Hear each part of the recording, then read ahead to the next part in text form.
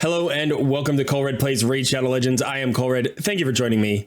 So I've been out of commission for a while, but I did want to catch you up on the progress of my HH free-to-play challenge account. So in today's video, we're going to go over this account. I'm going to show you all of my progress in the various areas, and I'll also show you some of the places I've gotten a little bit stuck on, and maybe you can help me out in the comments below, give me a little bit of direction. I hope you're ready for it. Let's get started.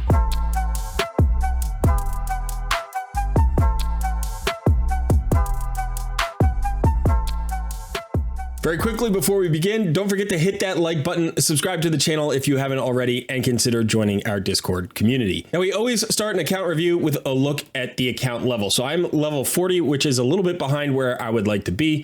And as you can see, we are on day 15. So usually by day 15, I like to be a few more levels ahead of where I am right now. But that's what happens when you have COVID. You get a little bit behind. I've also made some interesting decisions I might not make if I was thinking a little bit more clearly or wasn't so tired. But in general, I feel pretty good about where the account is. On the leaderboards, I'm still sort of in the middle of the pack in some things. I'm towards the back of the pack with other things. That's just the way it's going to have to go. It's a long challenge. It's 90 days. We're on day 15. So I've got 75 days left to catch up. All right, so let's go ahead and work through the roster.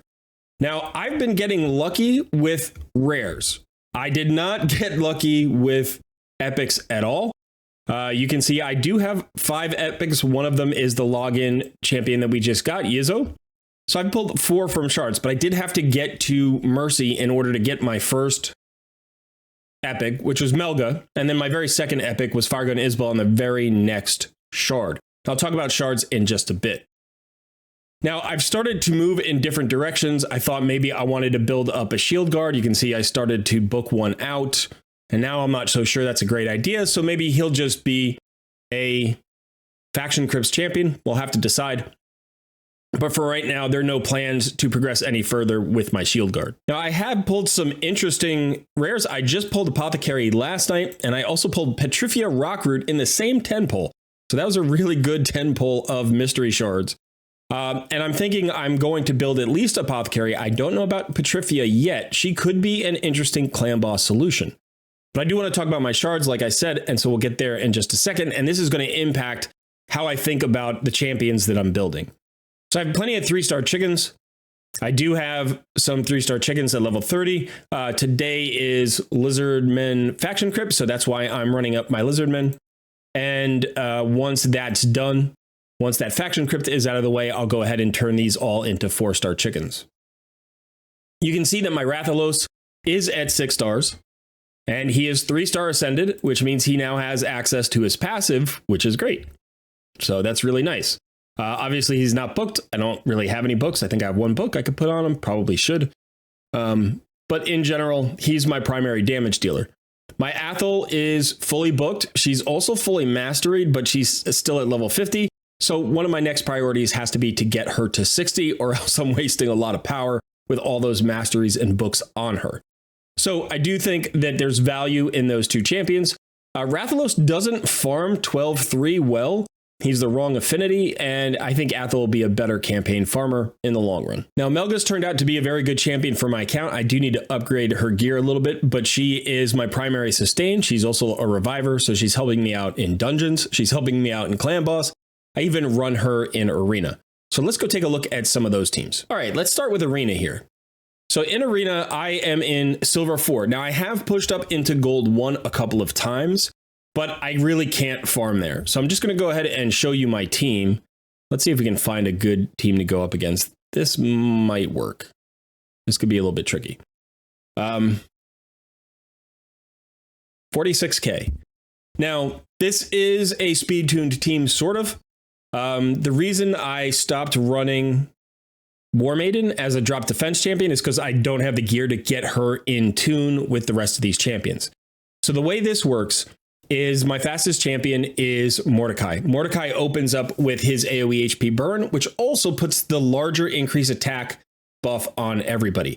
So Athel and Rathalos get that buff, and then Rathalos has his passive where he does more damage against targets with HP burns. So all in all, that feels like a pretty good opening. Athel goes second, Rathalos goes third, and then Melga is there to give me a shield and some heals or a revive if I need it. So I'll show you how this works. Now I am giving up over 40k here, so who knows, maybe it'll work. So the nice thing is I'm fast enough to win most of the speed races here in Silver 4. So I open with Mordecai. Now I didn't land all of my HP burns, but I did land on their Rathalos, which is important. Now I'm going to soften them up with my Athel. Not very soft there. And then I'm going to hit with my Rathalos.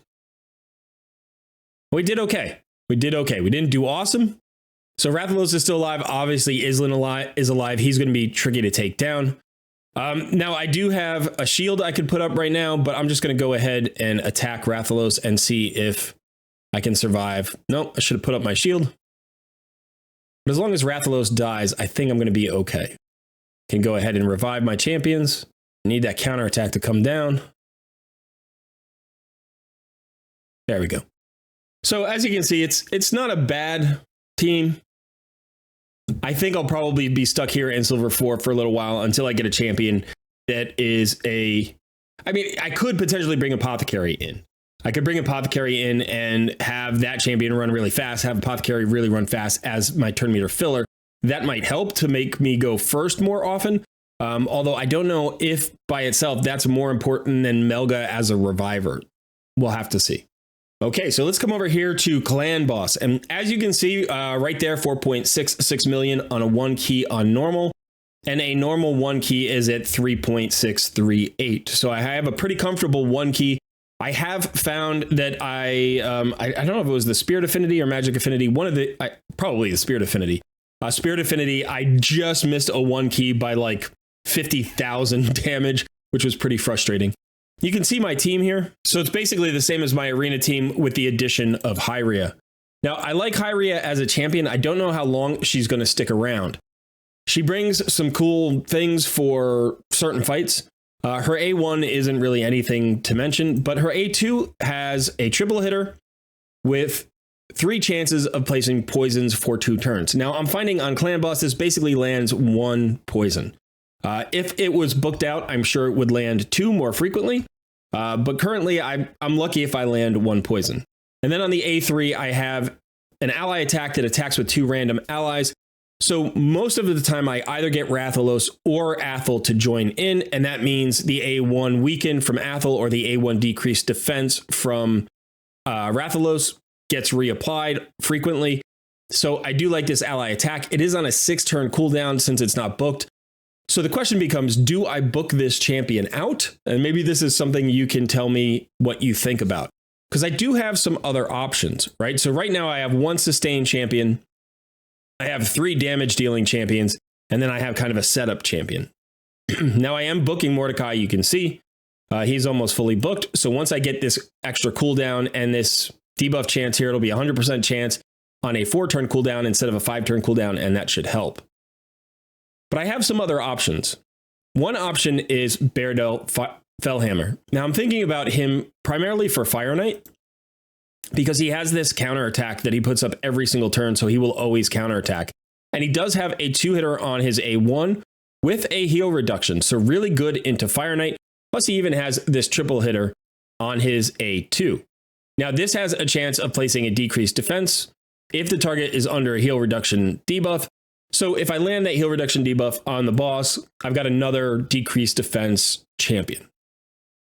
That'd be good because Rathalos by himself doesn't really land it enough. Another option here is Azure. Now, Azure has, I believe, an ally protection that goes on all champions for 2 turns on a 4-turn cooldown. It also places a shield buff on this champion. Actually, yeah, it looks like it's just this champion. Okay, even when it's ascended, it's just this champion. So an ally protection champion isn't a bad idea, but I'm not sure that I want to over invest in a champion like this. Well, I think, first of all, it takes a lot of books. You can see here, there's 5, 6, 7. 13 books if you don't land them just where you need them. And even if you do, you still need to get, these 2 books. So it's like I could gamble on the 2 books. And if the 2 books landed here, then I wouldn't need the other books. But just for an ally protect, I'm not sure that I need it. So that's where I am in terms of champions. I'm thinking about running Apothecary up and Petrifia Rockroot. If I bring Apothecary into the clan boss team, maybe swap out Melga, I'll get more turns, maybe about the same amount of sustain. I lose the revive, and the shield, but it might be a better trade-off to get more hits. The question is, do I pull Hyria, who at the moment is my only real poisoner, and do I put Petrifia in her place instead? Now, Petrifia has an interesting kit. The A1 has a decreased defense. We've got a chance for poison sensitivity, a decreased attack, and poisons. So basically, a lot of the things that you want for clan boss, but without a second poisoner, I don't know that she's particularly powerful. So then the question becomes, do I pull who? Who do I pull? Can't pull Mordecai. Can't pull Mordecai because he's the HP burn for Rathalos. Without the HP burn, it doesn't make a lot of sense to use Rathalos as the primary damage dealer. So maybe you could let me know in the comments below who you think I should invest in for my clan boss champion or my clan boss composition. Now, I did say I was going to talk about shards, so I want to do that here. Now, I have started to collect shards. I saved my void shards for the 2x void shard event, and I am probably going to continue to do that. I do have a sacred shard here, which I could just pull. But one of the things I'm thinking is I've got a chance. I've got a small chance. I'm behind in this event. I'm not doing super well in this event, but I have a small chance that I could complete next month's fusion. Now, that's tricky. That's hard to do, but I'm already saving gems. So let's say I could get to 2,000 gems by the time the event rolls around. And I'm going to be able to get at least one more sacred shard, and I'm going to get a lot more ancient shards and a few void shards. So let's say by the time the summon rush comes around, I can complete the entire summon rush with the shards that I have. And I can't do the champion chase. Let's just assume I can't do the champion chase. Even though there are some fusion champions, I'm just not really close to that many of them. I'll probably be able to get Relic Keeper. And that could maybe give me a few points. Maybe I could get 5 fragments from the champion chase. I have 3 of the 4 champions for one of the epics for Raz and Scarhide. And then I'm sure I could get the Broadmaw champions if I needed to. So I could be really, really wily with this. Maybe I could get 5 fragments from the champion chase, which would let me either skip a dungeon divers or let me skip an artifact enhancement, which is probably what I would have to do. I don't think I'm going to have the silver. That's going to be the one real challenge here. Now, I could also just pull all these shards. I could wait for a 2x ancient shard event and pull those. I would probably wait for the 2x event. I know I don't want the legendaries, but the double chance of epics would be really good. And I could just YOLO sacreds all the time because that would always give me a guaranteed epic. So that's an option too. Let me know what you think in the comments below about how I should be treating my shards here. I feel like if the next fusion champion is really good and I've got an outside chance of getting it, that's one way to get a legendary onto this challenge account that's actually allowed. That's really, other than Rathalos, I don't know who I'm likely to get. I'm not likely to get Arbiter inside of 90 days. I'm not likely to get Razin inside of 90 days. I'm not going to get Lady Mikage inside of 90 days. You can't get Drexthar, Yannicka, or your Carl inside of 90 days. And you're not going to get any of the Doom Tower champions inside of 90 days. So the outside chance of getting Kira or Tatsu remains, but other than that, I think a fusion is the best opportunity to get a legendary onto this account that is actually legal. And if it's a good champion, it could be a game changer. And maybe the nice thing is if I can do the fusion next month, I'll still have roughly 50 days maybe with that champion on the account. So that would be a long time to get progress out of that champion. So definitely let me know in the comments below what you think. Now, one of the challenges in completing a fusion is going to be the dungeons. Currently, you can see I am at stage 11 with Dragon. That is my most progressed dungeon. I think the other dungeons are all around 8 to 10. But I think that this will progress quickly. As soon as I get my Athel to 6 stars and I have her and Rathalos at 6 stars, then I'll start focusing on getting the other champions to 50, get my support champions like Melga and Mordecai to 50. And then I think I should be able to get to stage 16s on all of the dungeons, including Spider, because of my Mordecai, to get to stage 16 for all the dungeons for next month's fusion. Now, stage 16 is not as good as stage 20, but it's still a decent place to run.